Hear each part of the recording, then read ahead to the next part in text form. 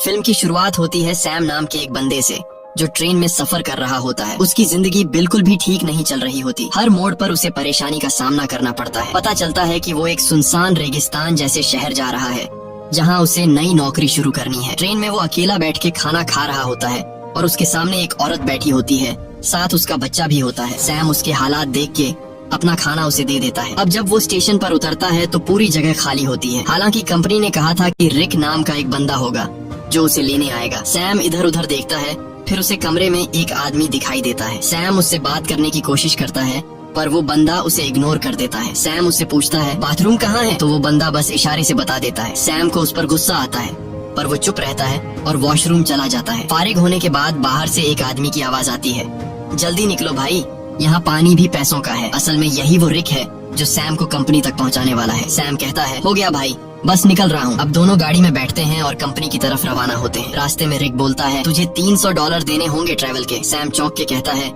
यार कंपनी ने तो कहा था $200। रिक गुस्से में कहता है अगर 300 दे सकता है तो ठीक, नहीं तो उतर जा। सैम सोचता है कि कोई दूसरा रास्ता तो है नहीं, तो वो मान जाता है। थोड़ी देर बाद गर्मी बहुत ज्यादा हो जाती है। सैम एसी ऑन करने की कोशिश करता है। रिक तुरंत गुस्से में कहता है हाथ मत लगाना एसी को वरना इंजन बैठ जाएगा। अचानक गाड़ी का टायर पंक्चर हो जाता है। रिक खुद कुछ नहीं करता और सैम से कहता है चल टायर तू बदल। सैम मजबूरी में टायर बदलने लगता है। इसी दौरान वो देखता है कि एक कुत्ता दूसरे कुत्ते को मार रहा होता है। ये देखकर सैम बहुत ज्यादा डर जाता है। रिक आता है और कहता है ओ भाई कांप क्यों रहा है, ये होता रहता है। फिर वो जख्मी कुत्ते को खुद मार देता है ताकि उसे और तकलीफ न हो। सैम बड़ी मुश्किल से टायर बदलता है। फिर दोनों वापस गाड़ी में बैठते हैं। रात को फ्यूल भरने के लिए गाड़ी रोकते हैं और वहीं रात गुजारने का प्लान बनाते हैं। दोनों लकड़ियां जमा करते हैं, आग जलाते हैं। रिक पूछता है तू इतनी दूर कंपनी क्यों जा रहा है। सैम कहता है यार जिंदगी बहुत मुश्किल चल रही है, मैं चाहता हूँ किसी का मोहताज न बनूं और मुझे यकीन है कि उस कंपनी में मुझे कोई अच्छी जॉब मिल जाएगी। रिक कहता है तू एक अच्छा इंसान है लेकिन जिस जगह तू जा रहा है ना वहाँ सब खून चूस लेते हैं, सीधा बंदा वहाँ बचता नहीं। सैम कहता है चलो देखते हैं क्या होता है। अगले दिन फिर सफर शुरू होता है। अब सैम ड्राइव कर रहा होता है। रिक सो जाता है। गर्मी ज्यादा होने की वजह से सैम चुपके से एसी ऑन कर देता है। थोड़ी देर बाद इंजन बैठ जाता है। रिक जाग जाता है और सैम पर गुस्सा हो जाता है। ओ भाई मैंने तुझे कहा था ना एसी को मत छेड़। वो गुस्से से गाड़ी से बाहर निकल जाता है। सैम भी उतरता है और रिक से माफी मांगता है। रिक को और गुस्सा चढ़ जाता है, बोलता है चुप कर, तेरी आवाज ना सुनो। इसके बाद सैम पेशाब करने जाता है। थोड़ा दूर जाकर वो एक चमकता हुआ पत्थर देखता है। करीब जाकर जब वो गौर से देखता है तो पता चलता है कि ये तो खालिस सोना है। वो फौरन रिक को बुलाता है, वो इधर आ, चेक कर, कहीं मैं सपना तो नहीं देख रहा। रिक जैसे ही देखता है शॉक हो जाता है। वो लाइटर निकालता है, आग जलाकर चट्टान पर रखता है, बोलता है अगर काला हुआ तो नॉर्मल पत्थर वरना खालिस सोना। चट्टान जैसी की तैसी रहती है, मतलब सोना कंफर्म। अब दोनों सामान निकालते हैं, गड्ढा खोदने लगते हैं ताकि सोना निकाल सके। पूरी ताकत लगाते हैं लेकिन चट्टान हिलती भी नहीं। रिक रस्सी की मदद से सोने को गाड़ी से बांधने की कोशिश करता है ताकि खींच सके, लेकिन रस्सी टूट जाती है क्योंकि सोना भारी होता है। इसके बाद दोनों लगे रहते हैं, सारा दिन खुदाई करते हैं। अब सूरज डूबने लगता है। रिक कहता है जल्दी से लकड़ियां जमा कर क्योंकि जंगली कुत्ते आसपास घूम रहे हैं, रात को हमें काट लेंगे। अगर हम आग जला लें तो वो डर के भाग जाएंगे। दोनों लकड़ियां जमा करते हैं, आग जलाते हैं, खुशी में गाने बजाने और नाचने लगते हैं। रिक सैम को गले लगाकर कहता है तुझे मैं फुल एसी वाली कार दिलाऊंगा। रात को वो लोग बैठकर प्लान बनाते हैं। रिक कहता है ये सोने की चट्टान बहुत बड़ी है, अगर हम महीनों भी खुदाई करते रहें तब भी इसे नहीं निकाल पाएंगे, इसलिए अब एक आदमी यहाँ चट्टान के पास रहेगा और दूसरा जाकर खुदाई की मशीन लेकर आएगा। सैम कहता है भाई तू जाकर ले आ, मैं चट्टान का ध्यान रखूंगा। रिक कहता है नहीं भाई तू जा, मैं चट्टान के पास बैठूंगा, ये रेगिस्तान है, हर तरफ जंगली जानवर है, तू ये बर्दाश्त नहीं कर पाएगा। सैम कहता है कोई बात नहीं, तू मेरी टेंशन मत ले, मैं सरवाइव कर लूंगा, तू वैसे भी चोर है, हो सकता है तू सोना लेकर भाग जाए, तुझ पे कैसे भरोसा करूं। रिक कहता है ठीक है भाई मैं जाता हूँ, तू सोने का ध्यान रखना। अगले दिन वो लोग राशन बांटते हैं। रिक सैम को एक सैटेलाइट फोन देता है ताकि दोनों आपस में कांटेक्ट में रहे। रिक कहता है मेरे एक दोस्त के पास खुदाई की मशीन है, वही लाऊंगा, बस दुआ कर गाड़ी रास्ते में खराब ना हो, मुझे वापस आने में 5 दिन लग सकते हैं। और फिर वह चला जाता है। सैम सोने पर मिट्टी डाल देता है ताकि अगर कोई इधर से गुजरे तो सोने को देख न सके। वो एक छोटा सा टेंट भी लगा लेता है चट्टान के पास और अपना सारा सामान उसके अंदर रख देता है। सूरज डूबने से पहले वो लकड़ियां इकट्ठा करता है ताकि रात को आग जला सके। रात को वो आग जलाकर बैठ जाता है, खाने में से थोड़ा सा खाता है और बाकी रख देता है। अचानक उसे जंगली कुत्तों की आवाजें सुनाई देती हैं और उसे एहसास होता है कि अकेले होने की वजह से वो आसान शिकार है। वो डर जाता है और चाकू हाथ में लेकर सो जाता है। अगली सुबह सूरज की तेज धूप से उसकी आंख खुलती है। बहुत गर्मी और थकावट होती है। नींद पूरी नहीं हुई होती और सूरज की तपिश उसकी स्किन जला रही होती है। तभी सैटेलाइट फोन की बेल सुनाई देती है। सैम दौड़कर फोन तक जाता है लेकिन कॉल कट चुकी होती है। वो टेंट में बैठा सोने को देख रहा होता है और सोचता है कि सोना बेचकर सबसे पहले एक बड़ा घर खरीदूंगा। फिर सैम पास के इलाके में घूमता है। थोड़ी दूरी पर उसे एक क्रैश प्लेन दिखाई देता है। वो फौरन उस क्रैश प्लेन के पास जाता है और वहीं रहने का फैसला करता है, लेकिन वहाँ से सोने की चट्टान उसकी नजरों से दूर होती है। इसलिए वो प्लेन के कुछ टुकड़े उठाकर चट्टान के पास एक टेंट बना लेता है। सैम कुछ देर के लिए आराम करने लगता है ताकि पानी की बचत हो और थकान कम हो। अचानक बाहर से कुछ ऐसी आवाजें सुनाई देती हैं जैसे कोई सोने की चट्टान चोरी कर रहा हो। वो बाहर निकलता है लेकिन कुछ नहीं होता। चट्टान वैसे की वैसे होती है। वो चट्टान के पास बैठ जाता है। तभी उसे एक आइडिया आता है कि क्यों न चट्टान से एक सोने का टुकड़ा काट लिया जाए। सैम पत्थर उठाकर सोने को तोड़ने लगता है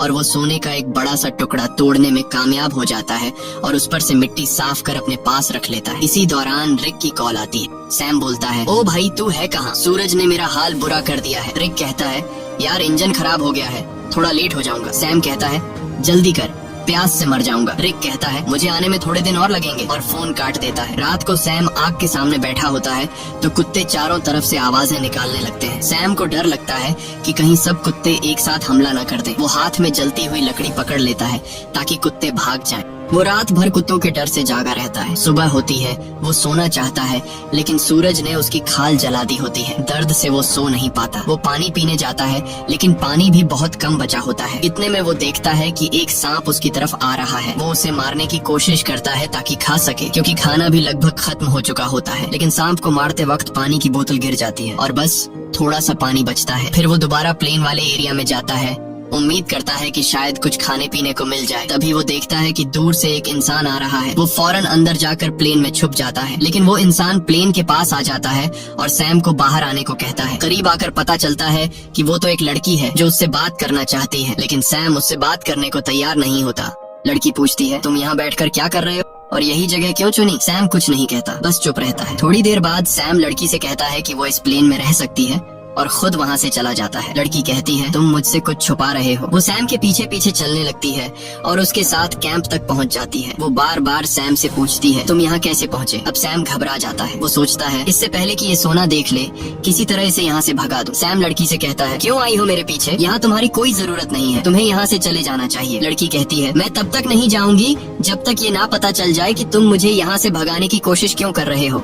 जरूर तुम मुझसे कोई राज छुपा रहे हो। उसी वक्त उसकी नजर सोने पर पड़ती है। वो कहती है, अच्छा तो ये बात है, पूरे सोने के मालिक बन बैठे हो, ये सारा खजाना अकेले ले जाओगे? अब मेरी बात सुन, मैं तब तक यहाँ से नहीं जाऊंगी जब तक इसमें से मुझे आधा हिस्सा नहीं मिलेगा। सैम को गुस्सा आ जाता है। वो डंडा उठाता है और सीधे उसके सिर पर मारता है। लड़की वहीं मर जाती है। सैम सदमे में आ जाता है।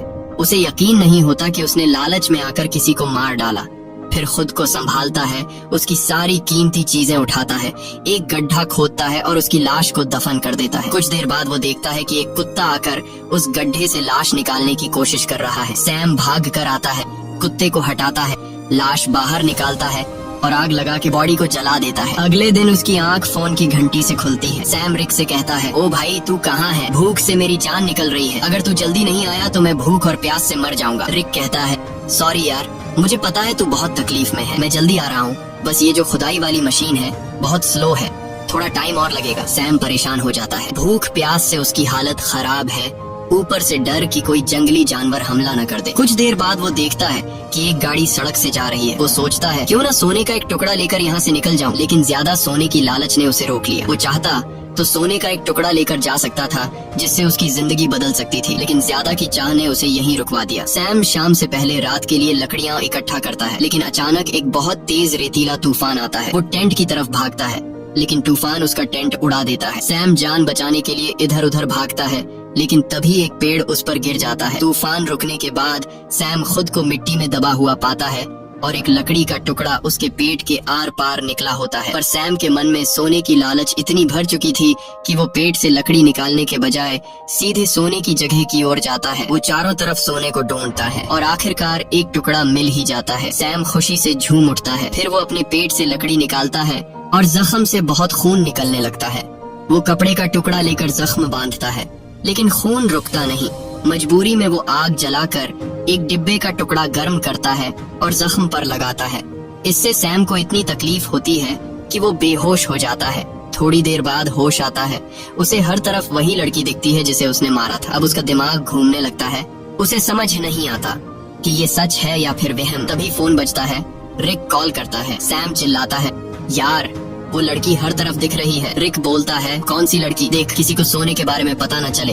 अगर किसी को पता चल भी गया हो तो उसे मार डाल। लेकिन सैम की हालत इतनी खराब होती है कि वो किसी को मार तो क्या, अपने पैरों पर खड़ा भी नहीं हो सकता। वो जमीन पर रेंग रहा होता है। जवाब देने की भी हिम्मत नहीं होती। अचानक वही लड़की सामने खड़ी नजर आती है, लेकिन इस बार उसके चेहरे पर कोई जख्म नहीं होते। वो सैम को पानी पिलाती है और मदद करने को कहती है, लेकिन सैम सोने की लालच में इतना अंधा हो गया था कि वो मदद लेने से भी इनकार कर देता है। सैम डरते हुए कहता है, मैंने तुम्हें मार डाला था, दूर रहो। वो बोलती है, बस इतना बता दो, क्या मेरी जुड़वा बहन यहाँ से गुजरी है? तब सैम को यकीन हो जाता है कि ये वहम नहीं है, बल्कि ये उसी लड़की की बहन है जिसे उसने मारा था। सैम कहता है, नहीं, मैंने कुछ नहीं देखा, बस तुम यहाँ से चली जाओ। जिसके बाद वो लड़की वहाँ से चली जाती है। कुछ देर बाद जंगली कुत्ते उसके पास आने लगते हैं और उसे चारों तरफ से घेर लेते हैं। वो तुरंत रिक को फोन करता है।